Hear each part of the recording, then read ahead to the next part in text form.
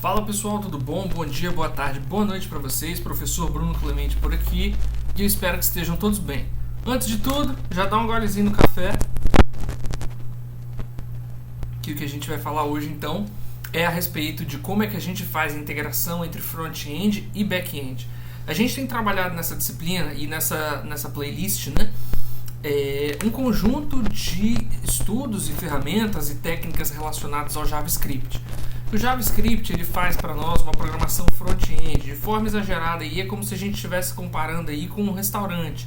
O front-end, no caso, sendo aquela fachada do restaurante, os garçons, as mesas, as decorações e os pratos. E o back-end, é claro, sendo a cozinha, que tem aquele ritmo frenético para garantir, para manter aquele front-end funcionando da forma que a gente espera, tá certo? Então, ferramentas normalmente atreladas aí que a gente costuma trabalhar com o front-end são o HTML, o CSS e o JavaScript, que são ferramentas das quais a gente normalmente utiliza, normalmente trabalha para isso. Só que agora a gente vai precisar trabalhar também com banco de dados. A gente está fazendo pela primeira vez nessa playlist persistência dos nossos dados, ou seja, a gente vai garantir que os dados serão salvos em banco de dados para que a gente possa recuperar essas informações no próximo momento. A gente não precisa mais se preocupar em manter esses dados apenas em memória, salvar num vetor e depois correr o risco aí de atualizar a página ou trocar a página e perder as nossas informações, tá certo? Então a primeira coisa que eu preciso fazer é o seguinte: eu preciso passar para vocês uma série de ferramentas que nós vamos utilizar, tudo bem?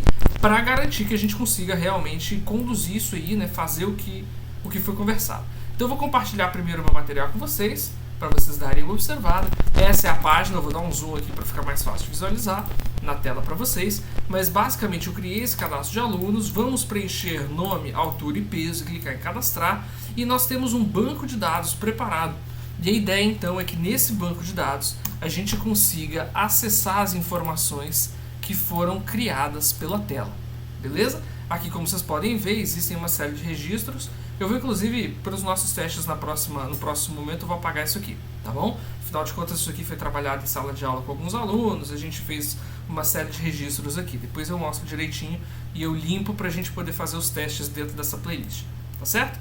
Então, o que a gente primeiro começa e precisa trabalhar é com o Champ. Não sei se vocês conhecem essa ferramenta, mas é uma ferramenta muito boa e elas nos permitem criar aí, então, os nossos servidores. Tá? Aqui no caso, o importante aqui para nós, o serviço importante aqui para nós, vai ser o Apache e o MySQL. Tudo bem? Então, vocês podem procurar no Google por Champ Download. Vocês vão cair exatamente nessa página. Caso vocês utilizem o Windows, podem fazer o download. Caso vocês utilizem o Linux, podem fazer o download. E aí, basicamente, sigam lá o modelo de instalação tradicional aí do seu sistema operacional. Não tem nenhum grande segredo. Tudo bem? Depois, se alguém eventualmente tiver dificuldade, precisar, eu posso até disponibilizar algum outro material, mas é muito fácil, é só baixar o arquivo, dar 10 cliques ali para executar. Se você está no Linux, botão direito, vai em permissões e propriedades ali e fala que é executável, dá 2 cliques e ele vai ser executado também. E aí é só seguir a sequência de passos do programa instalador, tá certo? E aí quando você executa esse programa, a gente recebe uma tela mais ou menos parecida com essa. Bem-vindo ao Champ. Vai falar qual é a versão e aqui nós temos gerenciar servidores. Tudo bem? Existem duas formas de trabalhar com isso aqui, né? Você pode startar o serviço do banco de dados do MySQL, ou então, e inclusive você pode usar, por exemplo, o PHPMyAdmin, que é uma ferramenta muito boa para trabalhar com banco de dados, super recomendo. Ou vocês podem fazer o que eu estou fazendo, deixando aqui o MySQL desabilitado, porque eu já estou trabalhando com o meu servidor banco de dados usando o MySQL Workbench, que é a ferramenta que eu considero aí mais completa para o que eu estou querendo fazer aqui agora. Tá bom? Então, as duas alternativas funcionam, vocês podem escolher aí a forma que vocês preferirem para trabalhar. Outra coisa importante, como eu mencionei, é a instalação do MySQL Workbench, caso vocês não tenham. É uma ferramenta muito boa para trabalhar com um banco de dados MySQL. Então, também muito tranquila de você encontrar aqui para procurar na internet. É só procurar por MySQL Workbench Download.